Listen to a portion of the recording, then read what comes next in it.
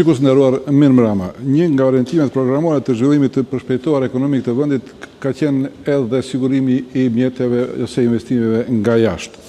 Në këtë drejtim janë krijuar edhe disa parakushte që ky synim të realizohet në mënyrë sa më të suksesshme.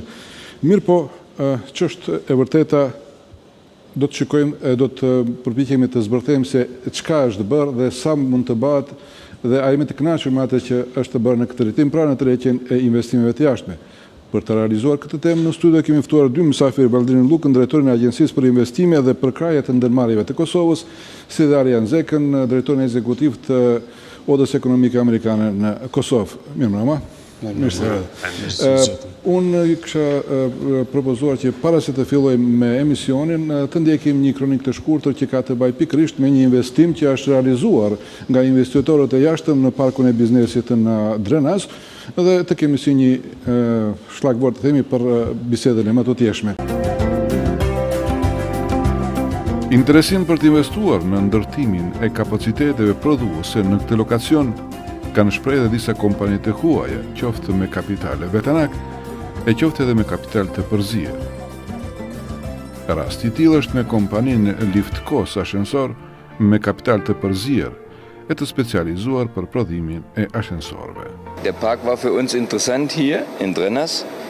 Und wurde auch angeboten zu der Zeit, aber es war auch ein harter Kampf. Vendi këtu ka qenë i përshtatshëm dhe ka qenë një përpjekje mjaft e gjatë derisa kemi arritur që ta sigurojmë vendin për investimin tonë. Ka qenë një rrugë e gjatë derisa kemi filluar me prodhimin dhe mund të them se kemi mbështetjen e madhe të komunës së Drenasit dhe tani çdo gjë është në rregull. Ideja fillimisht ka qenë që të prodhojmë ashensor komplet këtu dhe atë në bashkëpunim me kompanitë e tjera gjermane, si ato që prodhojnë motor ashtu edhe ata për dyer. Mirë po firma jonë Liftcos tani është e licencuar edhe për prodhimin e dyerve. Aktualisht Kosova nuk është treg i lehtë për veprimtarinë tonë sepse është mjaft e vërshuar nga tregu aziatik. Ne do të vinë në shprehje edhe më shumë me prodhimtarinë tonë në momentin kur institucionet e Kosovës do të kenë një kontroll më rigoroz të sigurisë së ashensorëve.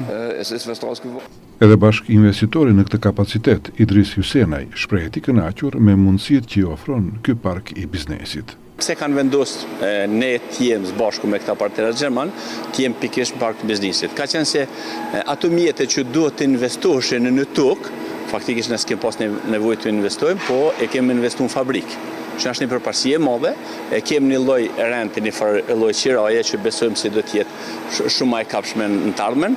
Ajo ka qenë një prej arsyeve kryesore, e dyta është siguria se është pronë shtetërore, edhe kemi një siguri shumë më të madhe, edhe për këta partnerët, se jo vetëm për neve, nuk është një pronë private e cila nesta mundet, nëse do të kishim blerë do të kushtojë të shumë, nëse do të kishim marrë dikujt do të ketë ndoshta një pasiguri. Ajo ka qenë një prej arsyeve besoj se edhe për këta, edhe për neve që ne kemi vendosur të jemi park biznesit, megjithatë janë shumë prodhues këtu, mujnë me komuniku edhe prodhime të ndryshme, me marrë, me dhamë, me kry disa shërbime. Për atë arsye është një përparësi shumë e madhe që kur ti je organizuar se ki infrastrukturën, e ki rrugën, e ki sjelljen, kanalizimin, e ki sigurinë e përgjithshme, është që neve na ka shtyr që të jemi pikërisht në parkun e biznesit o jo dikon në një parcel tjetër. Ky investim është vetëm njëri nga disa investimet e huaja e që janë duke zhvilluar veprimtaritë e tyre në këtë park biznesi në Drenas. Ja pra, ishte kjo kronika që e shkëputëm nga një emisioni më hershëm i Standardit, po që ka në vete disa elemente mjaft interesante kur kemi të bëjmë me investimet që vijnë nga jashtë. Zotri Luka, si është situata me investimet nga jashtë? Kemi informatën nga ju që në gjysmë vjetor, 3 mujorin e parë, vetëm 40 milion kanë hyrë në Kosovë si investimet drejt për drejta, po që janë për 30% më pak se në periudhën e njëjtë të vitit e kaluar. Po. Investimet normalisht nuk janë në nivelin që ne dëshirojmë të shohim. Shumë arsyeja pse është raunë kam cek edhe më herë që nuk është për të brëngosur pasi që ne kemi këtu të bëjmë me largim të profiteve nga disa kompani që janë këtu, domethënë që kanë treguar suksesshëm dhe kanë pasur, kanë akumuluar një profit dhe normalisht nga Banka Qendrore largimi i profitit nga vendi kalkulohet si investim negativ, domethënë e bën zbritjen e investimeve të huaja si numër total. Në këtë rast kemi Turqinë dhe me sa e di unë edhe Hollanda që kanë qenë gjithsej së bashku me rreth 15 milion euro që kanë bërë deinvestim. Prandaj duke konsideruar këtë fakt, nuk është diçka që është akoma herët që të brengosemi, duhet të shikojmë edhe rezultatet e tremëreshit të dytë dhe pastaj të vazhdojmë. Ne jemi duke tentuar me përpjekjet tona që të tërheqim sa më shumë vëmendje në Kosovë. Normalisht ka sfida, nuk është një proces i lehtë, ka sfida të ndryshme, është imazhi i një shteti që është në pyetje, kemi gjithashtu tash statusi politik që shndron në Kosovë ka paraqitur probleme me investitorë të huaj. Dhe normalisht ne jemi duke munduar që të ofrojmë disa mekanizma shtesë në mënyrë ta bëjmë pak më atraktive Kosovën, siç është parku i Drenasit që vetëm e përmendëm. Tash ky park nga 2006 ka qenë në funksion mirë, po realisht është funksionalizuar nga 2012, pasi që ne si agjenci e re kemi marrë në udhëheqje. Mirë, po kretë esenca është në atë nëse pajtoni që çka bëjmë na që të tërheqim sa më shumë investime. Në çfarë forme, si i joshim atë investitor? Ne investitorët i Hellheq i mundohem të joshim në për disa forma të ndryshme. Një ndër format e tyre është duke i kontaktuar në mënyrë direkte për të krijuar kontakte në mënyrë që të kemi takime një me një, domethënë takime shumë të personalizuara, takime pak më ku shkon dhe i ofron diçka më konkrete. Për shembull, nëse i kemi ne disa parcela në Park të Drenasit, është ajo çka ju ofrojmë neve aty. Pastaj kemi konferencat për investime që organizojmë në mënyrë të rregullta çdo vit. Kemi takime B2B që shkojmë së bashku me bizneset këtu në shumicën e rasteve bëjmë së bashku me shoqatat e biznesit që në Kosovë, siç është Oda Ekonomike Amerikane, dhe së bashku me Odën ne dërgojmë një delegacion të bizneseve në vizita të ndryshme për të shikuar krijimin e ndonjë partenariateti të mundshëm. Gjithashtu domethënë është më rëndësishme të dinë që investitorët të huaj që tregojnë interesin për Kosovën, forma më e lehtë e realizimit të investimit është dëshmuar të jetë përmes një partenariateti me kompani private në Kosovë. Është vështirë që një kompani e huaj të vjet 100% vetëm pa partner lokal. Ne e pamë edhe këtë arsye Lefkosi, domethënë ka qenë është një kombinim i partneritetit, prandaj edhe gjërat e tilla jemi duke të shikojmë edhe më tepër, sepse është edhe përfitimi i bizneseve vendore pastaj. Zotër Zeka, sipas vlerësimit juaj, pasi jeni edhe në krye të një asociacioni të bizneseve, a jemi tërheqës apo refuzues të bizneseve ose investimeve të jashtëm? A ka një opcion të mesëm cilin mujnë me zgjedh, cilin do zgjedh për i këtyna atër i bjen që po japim një përgjigje shumë ekstreme. Unë do të kisha thënë që jemi në rrugë e sipër për të bërë tërheqës. Natyrisht për momentin nëse bëjmë krahasime me vendet e tjera të rajonit, atëherë natyrisht që betet shumë çka për të bërë, ashtu që ndoshta bëhemi tërheqës sa janë ata dhe të kapim ndoshta normat e investimeve të huaja që tashmë ata i kam për momentin. E kemi thënë ndoshta shumë shpesh edhe si qendrim të Odës Amerikane edhe në prononcime tjera individuale, që realisht tërheqja e investimeve nuk është një përgjithësi që i mbetet një organizate, një agjencie të vetme, po është një aktivitet i cili kërkon ndoshta koordinim shumë palëve, shumë akterëve, duke përfshirë këtu edhe asociacionet e biznesit. Shumë shpesh e kemi pranuar edhe atë pjesë kritike që ndoshta edhe ne nuk kemi bërë sa duhet. Përpjekjet për tërheqjen e investitorëve të huaj kanë qenë shumë të fragmentuara. Natyrisht që roli i Ministrisë së Tregtisë dhe dikur e agjencionet për promovimin e investimeve ndoshta ka qenë me përgjegjësi më të madhe, po nuk është mbështetur sa duhet edhe nga ana e agjencive dhe institucioneve tjera të shtetit, edhe po flas këtu për Ministrinë e Financave. Secili reduktim në numrin e ditëve për regjistrimin e një biznesi është dashur që të mbështetet ose të ketë edhe një ofertë tjetër në të pako ofrimin e një lehtësire fiskale për një biznes saktuar, sepse kemi thënë nuk ka realisht shumë rëndësi brenda sa ditëve, ani pse është e rëndësishme, po nuk është faktori kyç vendimars brenda sa ditëve regjistron një biznes, por çka i ofrohet atij investitori pak më vonë dhe çka i ofrohet në Kosovë nëse krahasohet me vendet e tjera të rajonit. Realisht lehtësirat që janë ofruar në po marrim shembullin e Republikës Maqedonisë, në Republikën e Serbisë dhe Shqipëri, e cila po ashtu është njëri prej vendeve tjera që ndoshta ka një norma të madhe të tërheqjes investimeve të huaja, kanë qenë shumë më konkrete, shumë më praktike se sa që janë gjetur në Kosovë. Ne kemi thënë shumë shpesh po ashtu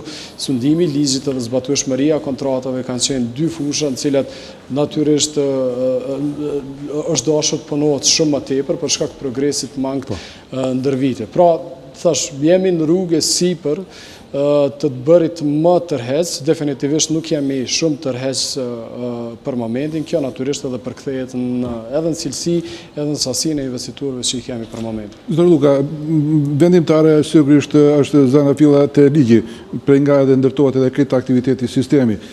Çka duhet bërë, se çka është bërë për thjesimin ose krimin e rrethanave më të mira për investitorët e jashtëm që ata të vinë këtu komod, të jenë të sigurt, që jenë të mbrojtën investimet e tyre, të respektojnë kontratat e tyre kështu me radhë. Është më rëndësi të përmendet që kur vjen puna tek si dukemi në letër është me të vërtetë është shumë mirë. Domethënë edhe ligjet e kemi shumë pro-evropiane, kemi ligjet ndoshta më të mira në rajon, mund të them lirshëm. Kur ta promovojmë Kosovën, kur të tregojmë dukurit çfarë ofron Kosova, tingëllon shumë bukur. Domethënë kemi çastin e Bashkimit Evropian pa dogan, kemi taksat më të ulta në pothuajse në Evropë, kemi fuqi të lirë punëtore, domethënë çdo gjë tjetër kështu të shton dhe me të vërtetë e nxit interesimin e investitorit të interesohet më tepër për Kosovën.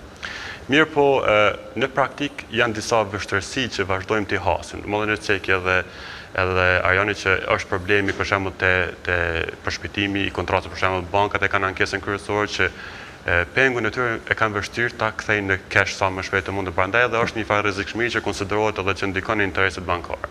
Mirë po është edhe raste të tjera, për shembull ku kemi një konflikt ndoshta mund të them në mes doganes për ndryshe dhe ATK-s. Dogana tani po mundohet që të inkasoj sa më shumë mjete nga bizneset që dëshirojnë të bëjnë biznes në Kosovë.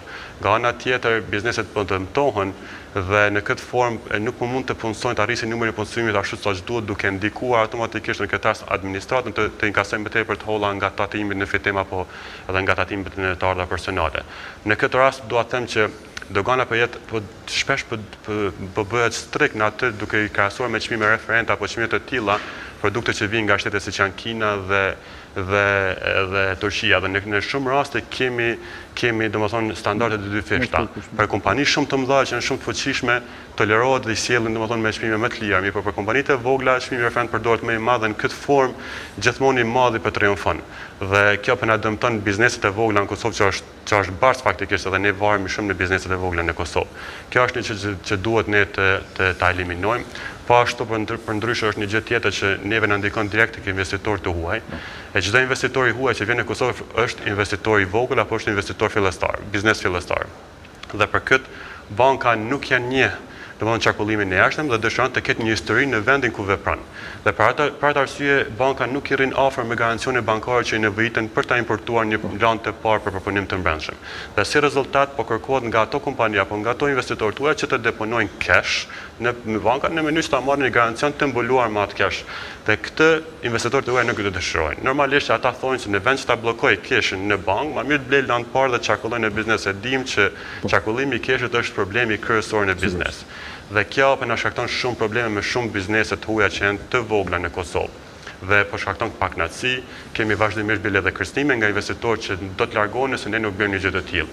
E për një gjë të tillë, iniciativa vetme që është, shpresa vetme që është zonat e lira ekonomike, ku tash jemi në bashkëpunim me doganën duke punuar që ta eliminojmë garancionin bankar dhe për atë garancion ta mirët shteti. Domethënë shteti të jetë ai që nëse dikush e keq përdor sistemin, mos jetë garancioni bankar, por shteti të merr masa, qoftë me burgosë apo me diçka të tillë. Zotër Zeka, ju keni paraqitur disa herë shqetësime edhe në institucionet e vendit për këto probleme, sidomos për sundimin e ligjit, për respektimin e kontratave, sidomos për qëndrueshmërinë e ligjeve.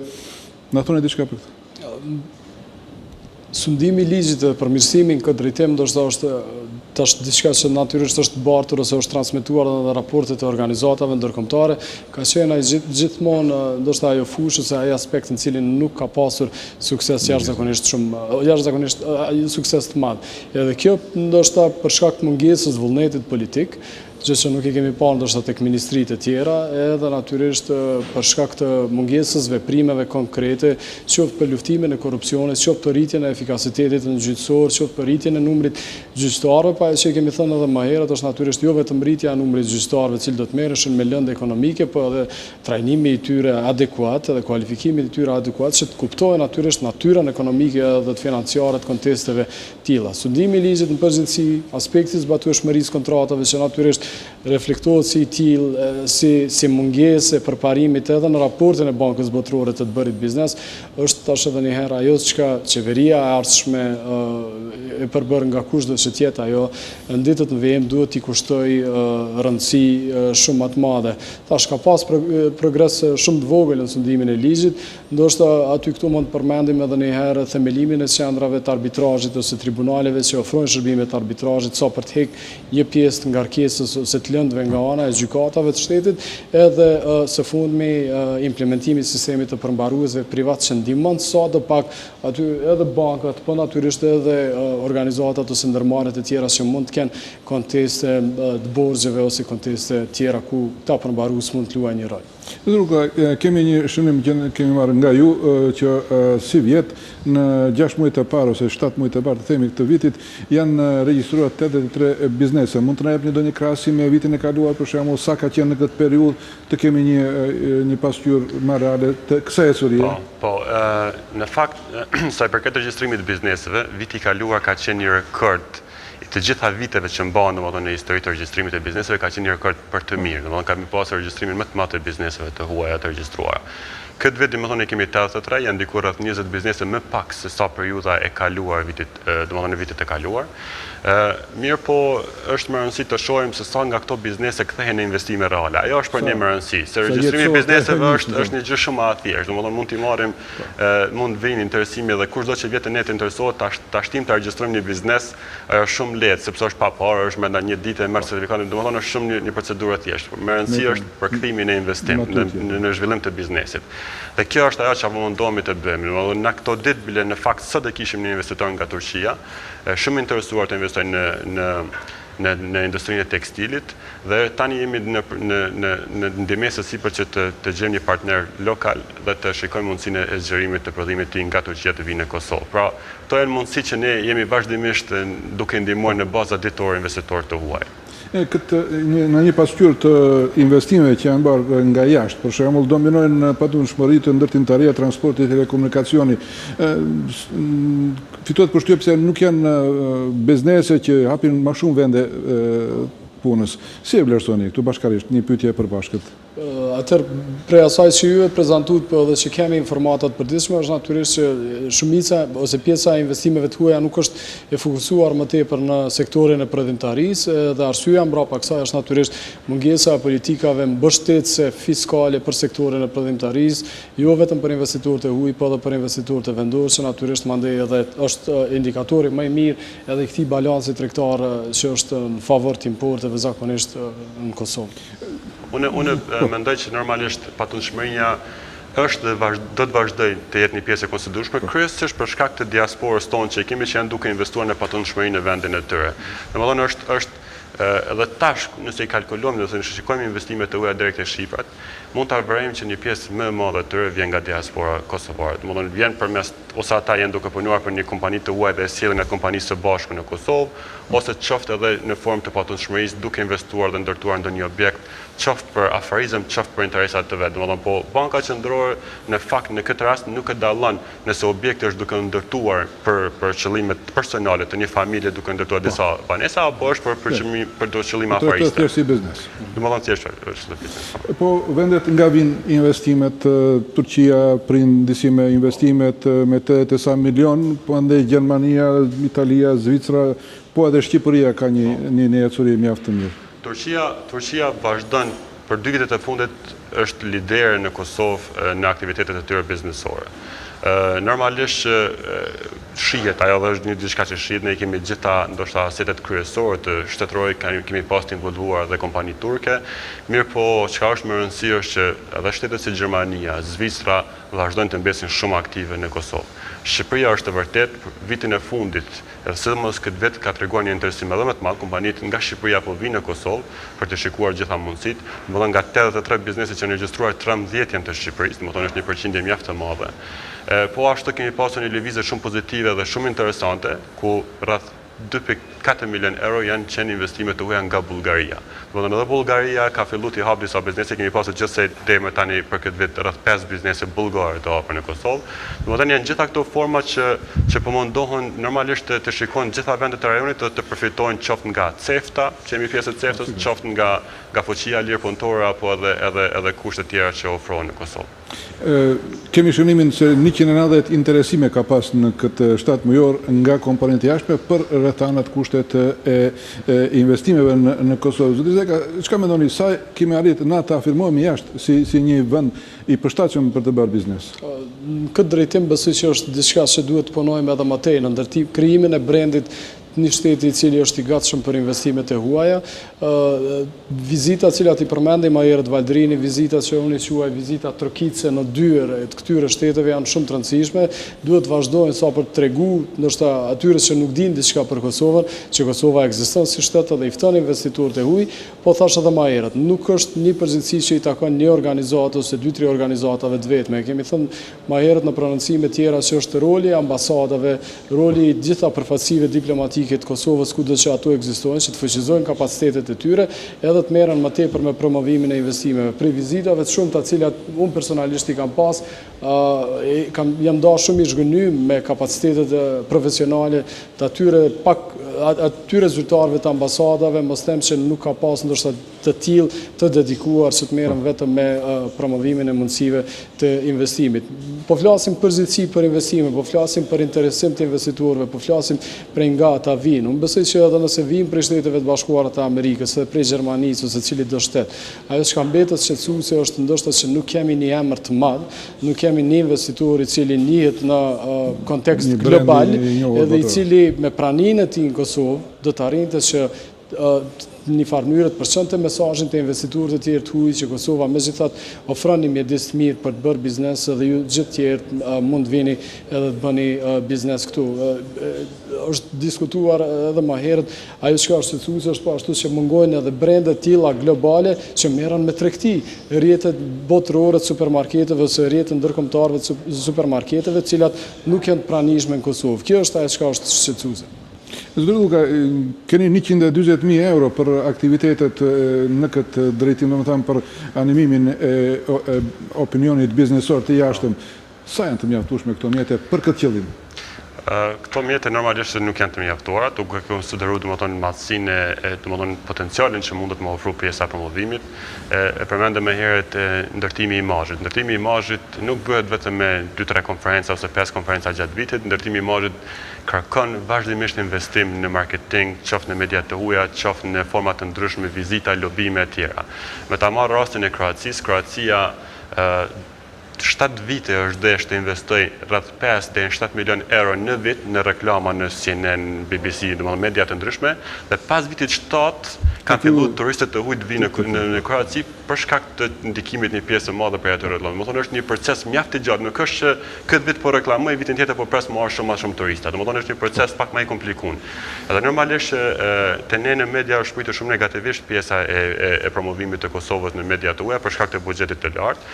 Domethënë në media të huaja është vështirë të shihesh nëse i shpenzon më pak se 1 milion euro për shembull në reklamime. Dhe një gjë e tillë duhet përkrahet në nivelin më lart shtetëror, se nuk mund të bëhet një gjë me buxhetin që ne e kemi. Duhet të ketë domethënë përkrahje nga të gjitha nivelet e larta dhe në këtë formë të jemi ne vazhdimisht në media të huaja, sepse ajo është sidomos për tani, për momentin Kosova çfarë imazhi ka me gjitha këto probleme që kemi pas, ja tash akur ne duhet të investojmë më tepër në media të huaja dhe në këtë formë të promovojmë Kosovën qoftë për investime, po qoftë edhe për turizëm, sepse edhe turizmi ka një vend të veçantë në Kosovë. Ndoshta mund të presim një efikasitet më të madh të sektorit të agjencisë juaj me këtë reorganizim të ri që kanë ndodhur prej një agjencioni për promovimin e investimeve, tani jeni për investime, por edhe për krahjet e ndërmarrjeve kosovare. Çfarë është në esencë ky ndryshim në cilësi? Po. Ne në Ministrinë të Tregtisë kanë qenë 2 agjencione, agjencioni për promovimin e investimeve dhe ai për krahjet e ndërmarrjeve në Kosovë. Dhe duke e parë duplifikim, duke e parë vështirësi që kemi pasur të operojmë të 2 veçmas, ne kemi vendosur që të bashkohemi dhe të krijojmë një agjencion më efikas. Kemi shumë raste, për shembull në një agjenci ka qenë Parku i Drenas rastet apo zonat ekonomike, teknika ka qenë promovimi dhe ka qenë kombinimi, bashkimi i këtyre ideve, promovimi i tyre ka qenë pak më i vështirë dhe për atë arsye për me qenë më efikas, të shërbejnë më mirë, qoftë ndërmarrjeve lokale, qoftë atyre tuaja, ne kemi vendosur të jemi të ristrukturohemi, të kemi një organigram më të qartë, më të mirë dhe të dimë përgjegjësitë më qartë. Dhe kjo besoj që është arritur. Tash domethënë jemi funksional nga muaji maj i këtij viti dhe shpresoj që të vazhdojmë me këtë funksionalitet edhe tutje. Ja, pra, shikues nderuar, pravërsisht kjo është ajo që kishim planifikuar që të bisedojmë me mysafirët tanë, pra ku jemi me tërheqjen e investitorëve të jashtëm, çka jemi duke bërë, çka nuk kemi bërë, çka duhet të bëjmë më tutje. Na mbetet vetëm të falenderojmë mysafirëve tanë për pjesëmarrjen në emision dhe juve të falenderojmë për durimin në këtë termin. Mirupafshim.